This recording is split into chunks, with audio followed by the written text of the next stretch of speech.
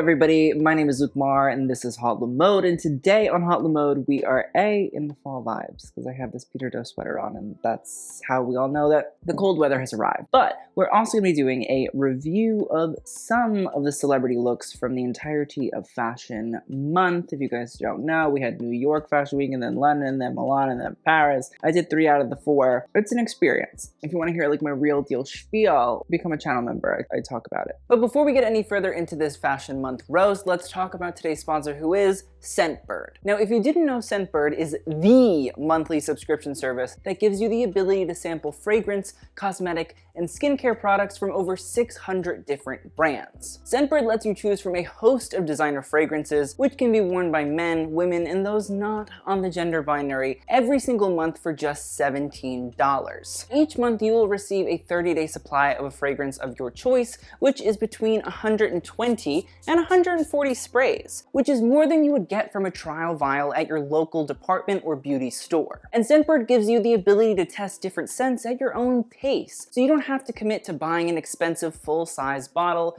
from what I find to be pushy salespeople. It's not uncommon for me to be unsure of what kind of scent I'm looking for, so I love that Scentbird has a simple quiz that you can take which will lead you to the right fragrance for your needs. And with luxury brands like Gucci, MCM, Oscar de la Renta, and Marc Jacobs that all fashion lovers know, to more niche fragrance houses like The Harmonist, Eau de Juice, and Deck of Scarlet, there are so many different brands and fragrances to try. This month, I got a super luxe array of scents to try, consisting of lots of brands we discuss here on the channel, like Versace, of course. It's Versace's Dylan Blue, and it's a strong and intoxicating fragrance with notes of citrus, but something a little bit more unusual is added in there, like a dark fig and regal violets. It's been super great for nights out on the town after a very long day. Now, another scent I've been loving is Prada's Luna Rosa, the cologne that mixes sage and spearmint for a cool effect, while orange citrus and ambrette give it a peppery and zesty kick.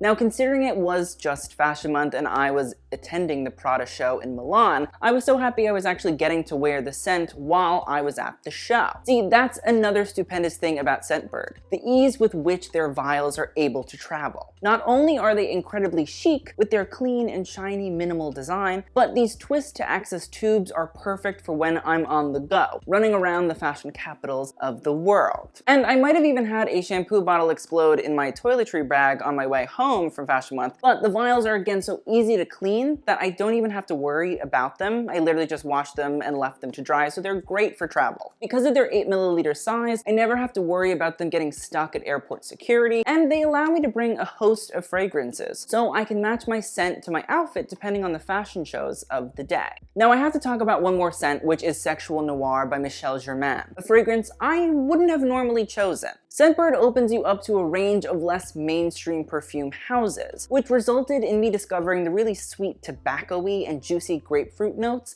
that mix with lavender and cardamom to create a perfect light but very captivating fragrance by Michel Germain. You can get 55% off your first month at Scentbird. It's just a little over $7 your first month. And it's available in the United States of America and Canada. So thank you so much to Scentbird, and check out the link in the description box below. And now let's get on with the video. Let's get into this Fashion Month celebrity roast. The reviews are coming. Probably not gonna do New York or London. I'm sorry in advance, but like, you know, we just can't do it all, okay? It's really stressful just going to the things, let alone having to talk about it after, so bear with me. But you'll get your New York and London fix in here at some point, I'm sure. So first up, we have Alexa Demie, and she is wearing Balenciaga because she's a Balenciaga ambassador. Now she's wearing a red turtleneck. It looks a little bit knitty. It looks like there's a rib knit at this turtleneck sort of neck area, and then it's just full of crystals, red crystals. To me, just because maybe it's fall, it's like scarlet letter vibes, but like no letter, just scarlet. The fit of it is immaculate. Like the way that it fits to her body is gorgeous. Like I think the way that it covers the bust area is just like immaculate. It's like we're gonna acknowledge that there is a breast, but we're not gonna like do a whole objectification. We're just gonna like cover them, make them look gorgeous. Like that's what you need. You don't need an objectification from the dress. You just need things to accentuate wonderfully. I think that it cuts in at the waist really, really nicely, not like too tight. It's not like nipped and corseted and all that. And then the way that it falls to the floor, I don't know, maybe it's just bunching up because it's like the mud And in that case, we can't ask for perfectness. But honestly, it's very simple, but I think it's beautiful. The cut is great. She looks magnificent, to be completely honest. Next up, we have Anne Hathaway, and she is wearing Michael Kors. I'm a Michael Kors girl. I don't know. I've become one as of recent. Like, I just can't help it. I just like a simplistic American sportswear experience. And Michael Kors, I feel like over the past few seasons, has really cleaned up. We're not doing Under the Sea anymore. I'm really happy about it. We're just doing like clean classic Americana. And this season, very like Halston 70s, Studio 54 vibes. And I liked it. Anne Hathaway wearing a little leather crocodile embossed, because I'm pretty positive Michael Kors doesn't actually use real croc. It's an embossed leather to look like crocodile. Jacket in this beautiful, seductive brown, and then a rib turtleneck dress, which, can I be honest, it was really hot that day. So shout out to everybody that was in New York wearing crazy large things. Shout out to everybody wearing crazy large things everywhere, because it was majority warm throughout fashion month. Listen, besides the little stiletto heel, which I don't really love, I like this look. It has very fall vibes. Does it recount the whole Devil Wears Prada like outfit changing scene to me? Yes, it does. And like, I could watch the Devil Wears Prada every day for the rest of my life and I would be happy, would be content. And I think the look is great. I think the leather jacket is wonderful. I think the use of a little sweater dress is very Christian girl autumn, and I'm okay with that. And also the fact that Anne Hathaway sat next to Anna Wintour was like a fun play on the Devil Wears Prada, in my opinion, as well. So shout out to Anne. She knows what she's doing. Whoever her stylist is, I love you. Next up, we have Bella Poarch, and she's wearing a Miu Miu, and I think this is like a great little moment for her. I think she's very much so a Miu Miu woman. It makes sense. I love the little plaid. It's not a houndstooth. I don't think. No, it's not a houndstooth. It's just a plaid. It's a plaid traditional tailored jacket. It looks great. She's also wearing a plaid little mini skirt that matches to the jacket, which love. And we can see that the mini skirt is cut so hard that the little slip in that sort of beautiful chocolatey brown is showing underneath. It's frayed, which I think again is cool. It gives us sort of the elements Prada isms and Miu Miu isms that Mrs. Prada used to sort of sew her skirts when she was young. She'd rise them up herself because she was like, I want to be a cool young woman of the 60s when she was in school. So that's really like the inspiration from my understanding of where this comes from. So I like to see that it's a little bit more chopped up in a more modern age. And I will say that I think the little zip up sweater is also great. It's in a cable knit sort of style. It looks gorgeous. It looks great. She looks wonderful. The use of the socks with the ballet heel also ties it all together. It's done. Next up was Beyoncé, and she wore a look from Saint Laurent Spring 2023 show to a dinner that she held, or a party that she held. Now the thing is, like, she took this right off the runway. Like, she said, I'll have it made for me. Thank you. Now, it's a halter style in what I would call like an eggplant that has a wraparound hood as like part of the halter, has a little cutout to expose the cleavage. It's like a nice little sheerish jersey. Then has a large rusty brown leather trench coat with epaulettes on the top, and then it has a little sort of flap over in the front. I like the look. I know a lot of people are like, it's Saint Laurent, it's so boring. I feel like I've seen this collection a million times. It's like, that's fine. Technically, like, you haven't, because a lot of what Saint Laurent really is like very minimal detail changes, but it's beautiful clothes, beautifully made. The thing is though, I don't like the choker. Beyonce added like a choker here. It's like a big sort of jeweled situation, and that's great and that's wonderful, but I don't think it was necessary and I don't think it works. I think if we just let the hood do the hooding of itself, it would have been fine and great and wonderful. It didn't need a diamond choker to be like put around into like the hood in place, because otherwise then it's not fitting, and then that's a problem because this is like custom made for Beyonce. That's my issue. I don't know why we added this like choker situation. It just doesn't, I don't think it works. Like the rest of the look though, I think it's nice to see that Saint Laurent can be worn by not just models. I think Beyonce is proving that, so I'm happy to see that. I just wish that the styling in this general vicinity was not styled in this general vicinity. Next up we have Bretman Rock wearing a full look by Robert Wun, designer that we love. But now this is a sort of, I'm gonna call it like canary yellow tailored blazer. It has a little beautiful pocket situation. And the fun thing about Robert Wun is a lot of his work now sort of does this thing where it sort of curves up, so panels of fabric come down and then they curve back into the garment. So I like the fact that we're keeping like a really subtle little detail of design techniques and house codes, and it's being done in the pocket. So like the panel of the pocket does sort of come and then loops itself back over, and it's like those are the subtle details that we like to see. The blazer looks lovely, it looks gorgeous. It exposes a shirt sort of underneath. We can see that the pleats that are, again, another sort of Robert Wun signature, probably the Robert Wun signature, is sort of done on the collar, which I love. Robert and Bretman have a very, very good relationship. They have been working together for quite some time, so I'm happy to see it. And I love that collar detail. Like, giving these pleats the ability to sort of versatile is important, because a lot of people will look at this and say, who's gonna wear that? Who's gonna buy that? Well, like, there are clients, they exist, and they're having a grand old time, from what I know. It's nice to see that little sort of elements, like a shirt, could be given the sort of Robert Wun treatment, and you could sell those shirts. It's like, it's a beautiful color, it's an intriguing style, and then we can see at the cuff of the shirt as well, the pleats sort of come back in. We can see that there is that sort of swallow skirt situation that fans out. It sort of creates an intriguing sort of detail. It creates like a skirt effect over pants, very 1960s, 1970s, but Robert does it in a way where it reflects the sort of biomimicries of different sort of birds. I think that it looks like a swallow's tail. And then we have big flowing wide leg flare pants in, again, these beautiful gold silky pleats. Honestly, I love it. Bretman is killing it, wearing the shit out of it. It's a beautiful look, lots of really gorgeous details, lots of plays on the brand's house codes.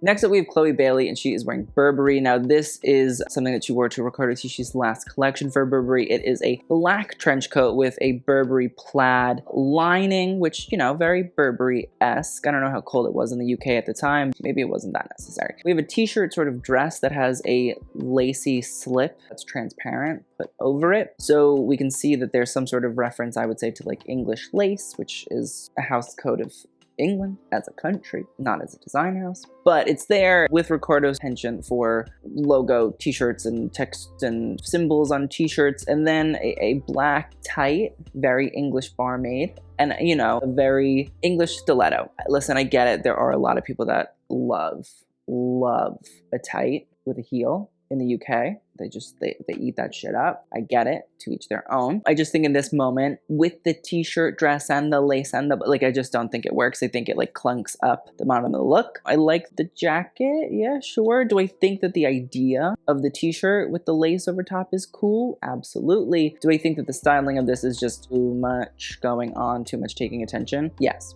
Yes. Next up, we have Deepika Padukone, and she is wearing Louis Vuitton. Now, I love this. Now, this is a look that I believe is based on the Resort 2023 collection. It is this like beautiful, I'm gonna say it's like a jacquard, a little Bacardi moment. It's a drop waist dress. I love the way that the bodice is cut, because I think the fact that you have the bodice actually jutting out over the shoulder gives it a cool way of taking on a sleeveless sort of dress. You've seen a sleeveless dress a million times, but have you seen it where, you know, the actual fabric envelops the shoulder, an army kind of area for a bit? No, not usually. So I do think that that's like a nice little subtle detail. The flouncy frill double layered experience I think is nice. I think it's fun. I think it's cool. I think it's very 60s referential, except it's like not A-line at all. It's more sort of pronounced and opulent and over the top, but I feel like we were still trying to reference the 60s and like Dune and Space Age and all that sort of stuff. Almost knee-high boots are cute. They're a play on Louis Vuitton boots that we've been seeing since early Nicolas Ghesquière days at LV. The bag, it pays homage to the trunks. It's like a take on the Petite Mal, which translates to little trunk, because that's what Nicolas Ghesquière did. He made like little bags that look like Louis Vuitton trunks of years past. So what we can see here is it's like a Petite Mal, but instead of it just being sort of that square or rectangular shape, it actually opens up in the middle, so it looks more like a handbag structure, which I think is cool. But I wouldn't have went with the colorway of the bag with the rest of the look. I think like a black bag would have made sense, paid with shoes, all that sort of jazz. But I like this. I saw it and I was like, it's weird. It's kind of ugly, but I'm kind of into it. I think like that's my Nicolas Ghesquière moment. Next up, we have Dixie D'Amelio. She is wearing Tom Ford as well. Now, this is a sheer jacket with a floral applique and a matching sheer pant with floral applique, and then she's wearing some sort of like silky bomber jacket off the shoulder. It's a choice. I don't know why Tom Ford is like trying to do sporty chic, but like then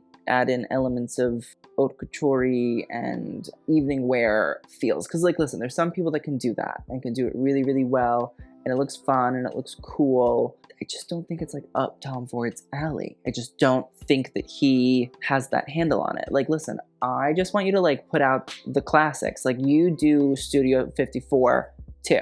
You make that happen. You made the 70s chic and cool and fun again. So why not like just keep doing that? Make nice suits again and again and again and again. Make fun sort of dresses again and again and again and again. Like, I just don't need Tom Ford's interpretation of streetwear because it just like doesn't land, doesn't hit, it doesn't deliver ever. Let's find an old American designer, not Todd Oldham. We're okay on that. And please just like rehash their greatest hits and then I'll be okay. I'll say Stuart Vevers has like Bonnie Cashin, Michael Kors is really in the Halston world. So like you find somebody in that genre point and just go for it and I will be happy because like not even I want Dixie D'Amelio to look this bad. Like, I just don't.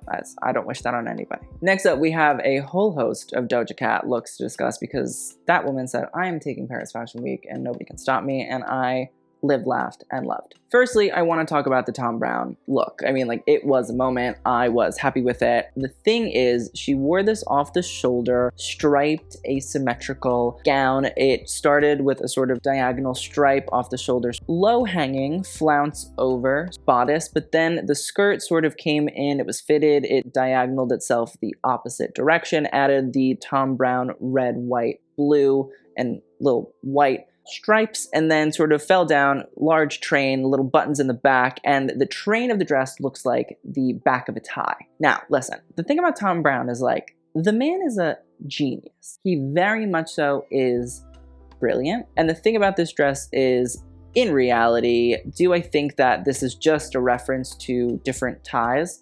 Yeah, absolutely 100%. It looks like a tie you could buy sort of anywhere, but it's been Thom Brownified and turned into a gown instead. Thom Browne takes elements of traditional sort of tailoring, suiting, and brings it into the magical world of something memorable, which most designers cannot do, let alone try to do. What we have here is a tie turned into a dress, and it looks fantastic. I think I actually might have had a tie that looked exactly like this if me at all boys school could realize that this is what my tie could look like one day, I would have not hated wearing it. So, but the other thing that I love, love, love about Doja Cat, besides the fact that she just like goes for it always, she just lets the brand, whatever she's wearing, sort of take over. She just says, I am the vessel and I'm just gonna do it to do it. Whereas everybody else I think is trying to always control their image and they're always trying to have, this is me and I can't do that, I can't do this. Doja Cat's like, listen, I'm gonna do whatever I'm gonna do in the outfit. So like, the outfit's never gonna wear me. I'm gonna wear the outfit always. So the thing that I loved, and it's something that we don't really see a lot at all fashion shows anymore, and it's something that I know Karl Lagerfeld is like a controversial figure, and I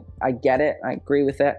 But I also will say that when you look at those old Chanel shows, you know, not too old, but like older, he always let the makeup and the hair sort of be a part of the storyline. And so I like the fact that Doja Cat is doing something similar, where instead of just doing like a simple makeup, just clean face, no. Doja Cat had her lip painted like the Thom Browne stripe that sits at the back of almost of the Thom Browne sort of jackets and suits and coats and shirts as well. Now I will say, I bought this, so like this is not a Thom Browne sponsored, but if Thom Browne wants to sponsor something, you guys email me, I'm here. But I bring this up because it's creative, it's exciting, it actually gets people to care about fashion, and it has this whole idea of like a full look, a concept, I'm not just doing this just because that's what I'm supposed to do, it's doing it because I actually like enjoy this whole fashion thing. I enjoy dressing up and telling a story alongside the brand that I'm working with or wearing. That is what fashion needs. That's why fashion is so goddamn boring now. That's why the red carpet sucks. Doja Cat, I'm a stan. Very rarely am I like, I love this person, but I think Doja Cat always goes for it. And I'm very appreciative of the fact that she just says, listen, I'm just gonna do it. And she does it well.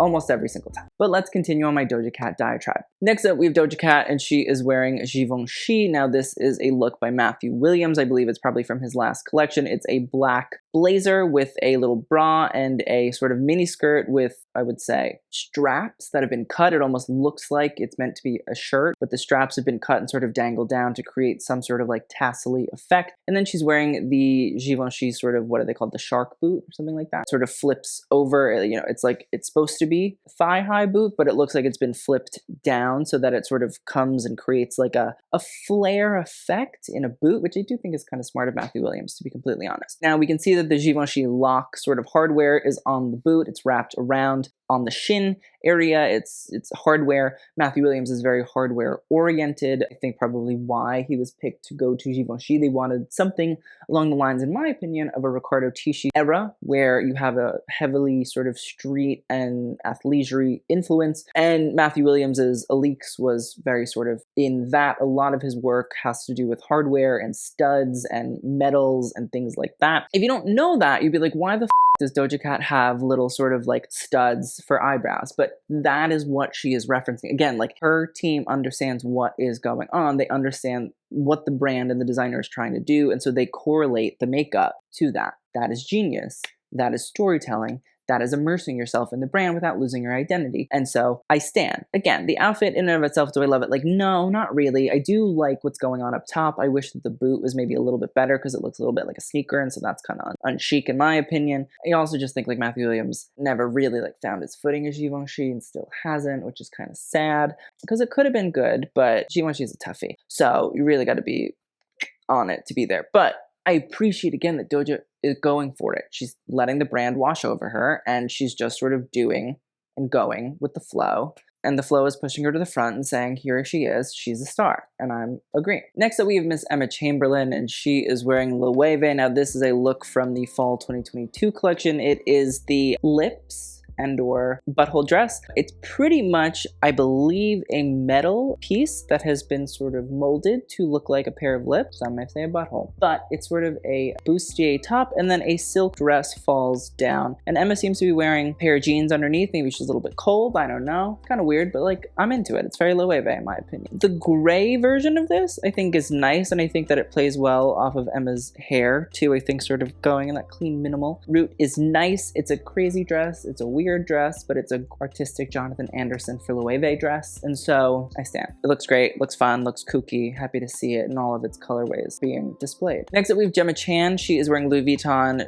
Listen, again, like, I love the weird, wacky Nicolas Ghesquière moments. Like, this looks again like a costume from Dune, but I'm into it. He's always been strange, a strange duck, and so I like the strange duck. It's a very exaggerated A-line dress, and the way that it's been constructed is there's sort of like a bulbous neckline that also pipes the sides and the sort of sleeveless element, and then creates an off-the-shoulder band in black, and then there's like little tubes of gold and black pipes, I don't know, running down and around the little bands on the sleeves too. It's weird, it's strange. Gemma Chan looks bionic, but I'm kind of into it. And then the black shoes, I think they work because the black plays off of, you know, the band that runs on the neckline and, you know, all the stuff and the hem and all that. I love the silhouette. I think it's weird and wacky and fun and very 60s. I think it's like a little bit Metropolis. It's a little bit Uggo, but like, I don't know. There's something about it that at least keeps the 60s alive. For me personally, I might just be a 60s stan, so when somebody pulls out and it reminds me of like Cardin, I'm okay with it, and maybe that's bias and I can say that. But it's strange, it's weird.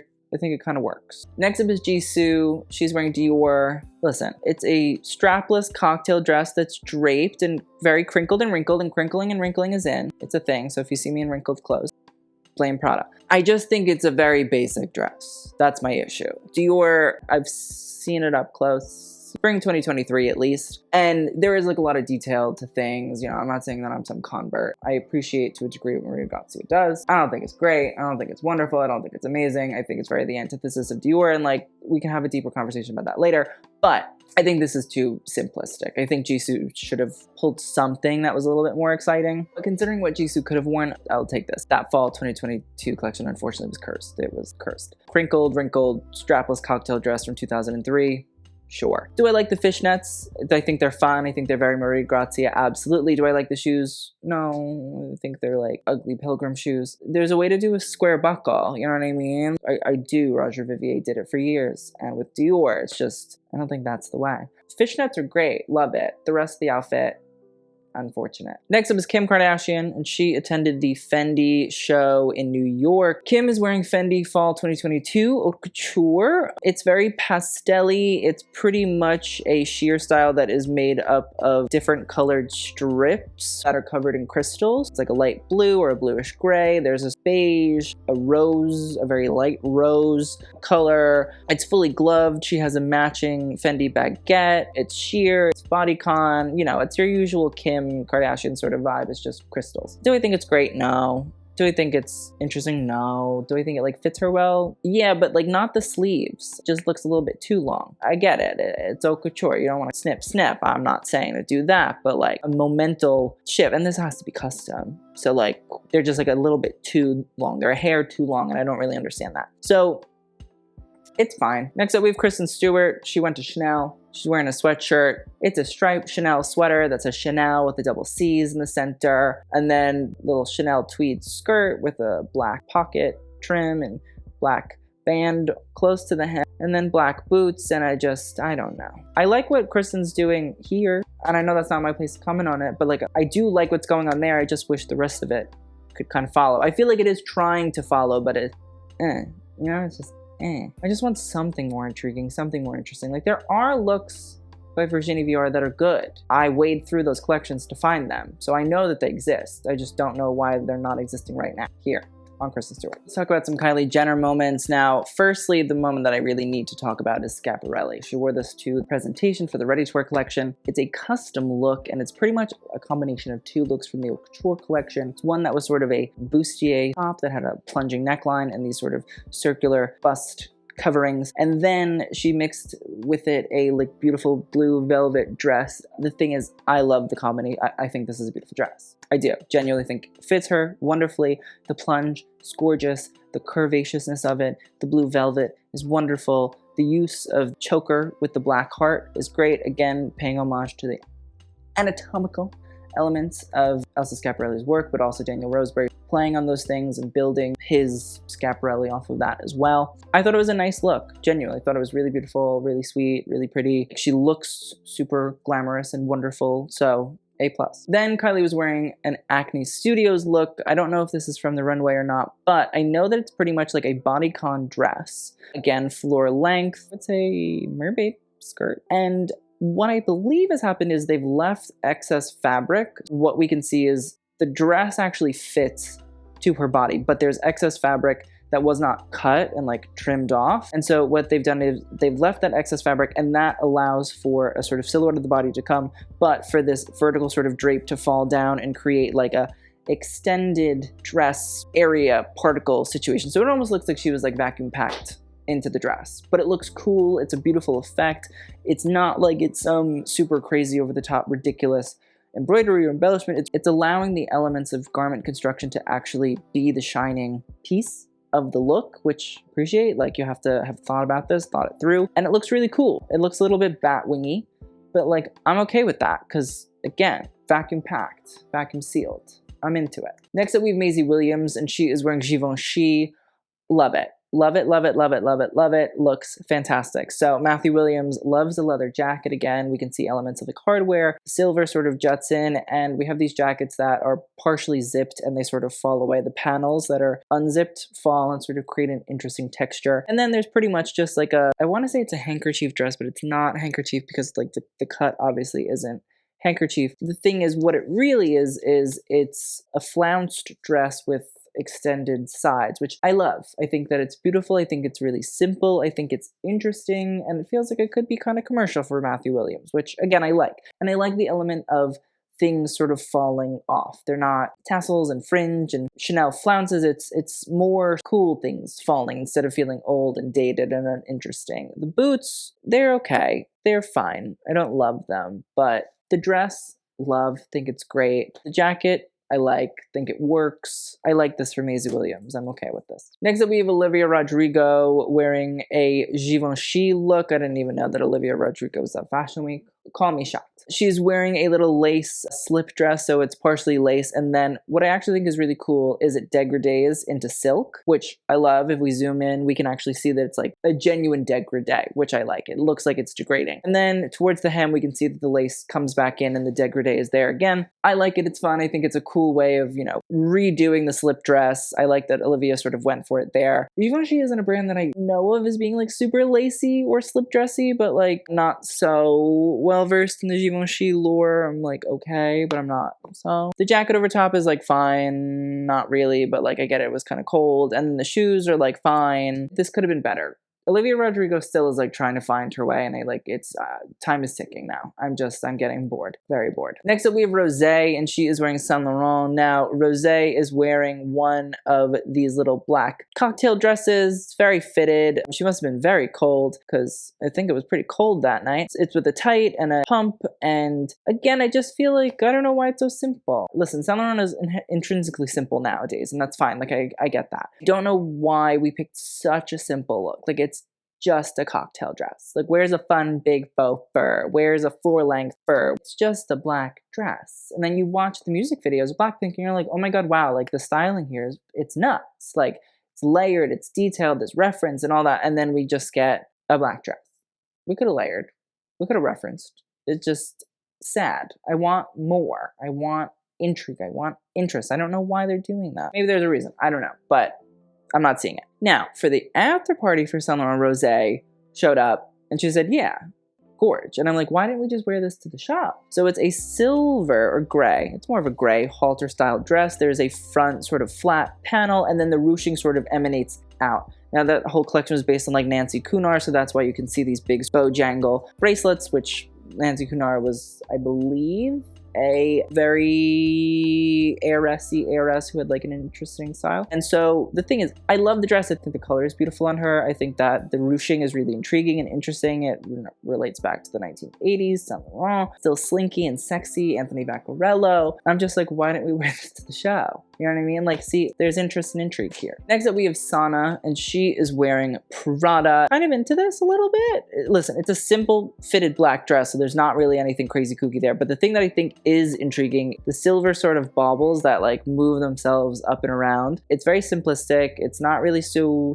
crazy. I personally think it has something to do with like Mrs. Prada's crazy jewelry collection. Apparently, she has like one of the craziest ones in all of Europe. She's well known for her jewelry experiences. So I feel like that's kind of what's going on here. I feel like this is a very like madame, you know what I mean? Like a woman of wealth sort of vibe. And I like it. I think that it's intriguing. I think it's very Prada, and I think that the simplicity of it, very minimal 90s Prada, but I think that the asymmetrical strands of silver beads running along adds a little bit more of an industrial feel, which I think is both Raf Simons and kind of Miuccia Prada-y vibes. I like it, but I'm not like, oh my god, dying over it, but I don't like, I'm not gonna be like, it's terrible. I thought it was intriguing. The shoes I don't love, really don't love the shoes. And the bag I don't really get. So that styling choice bad. But the dress in and of itself looks great. And honestly, like in person, when I saw Sana, I was like, okay, it's Klein vibes. I like it. So next up we have Serena Williams, and she wore a pink look from Michael Kors to the Michael Kors show. It's pretty much like a fishnet top that is worn with a scoop neck, bright, vibrant pink blazer that in reality sort of fits very, very beautifully at the bust and then sort of juts out, and then a pair of simple pink matching pants. Listen, I like the look. I think it looks gorgeous on her. It fits her beautifully. I think Michael Kors is a brand that's, again, about simplicity. Very easy, very wearable. At the same time, when you have that, it should fit immaculately. And I think, honestly, here, it fits wonderfully. Like the scoop I think works. I think it's nice. I think the way that it fits at the waist is gorgeous. Honestly, like I enjoy it. I think it's a nice color. It's different from Michael Kors, but it looks nice. Next up we have Simone Ashley in Burberry. Now she's wearing a polo shirt dress that has the sort of fall away sleeves. It almost looks like it's multiple garments sort of sutured together, and then she has a glove with tears and crystals and all that, and like all I can say is I'm happy Riccardo Tisci is no longer at Burberry. It wasn't working, was it? Ever. Really. Just long time for everybody involved and everybody watching. So yeah, whatever's going on here on this polo dress, I think we're good. I think we're okay. I think it's the end of an era, but that's a good thing. And lastly, we have Zendaya. Now, she is wearing a set from Valentino. It's made up of a bunch of the V logos, which is Valentino's logo. It's the V with the little curved, circly things that encompass it and create like a sort of oval. There's a blazer and shorts that is covered in black little sequins to create the V logo over a brown fabric. And then we have a sheer panel that creates a top, again with the V logo, and tights and shoes, all with the V logo. I think it's smart. The V logo is important. I don't know if Logo Mania is necessarily back. I do think that Valentino was smart in pushing the logo. They've really been going very, very hard between the PP Pink and now the V logo. They're really trying to push these new Pier Paolo house codes forward. I do think it's smart. I do think it's necessary for the brand, you know, to continue and to move and groove and create a sort of commercial wave. I think Zendaya looks good. I think she's looked better. I think it's fine. So that is the end of this video, but let's talk about some best and worst moments. Best, I'm gonna give it Vanessa Hudgens, Alexa Demie, Bretman Rock, Erykha Badu. I'm gonna give Kylie Jenner an Acne. Yeah, that was solid. That made me happy. And Doja Cat. I mean, in the Thom Browne. Was a moment. As for worst, putting Khloe Kardashian in there, Chloe Bailey in there, and Dixie D'Amelio. Take it and leave it. That is the end of today's video. I hope you guys enjoyed. I will see you guys on the next one, and TTY.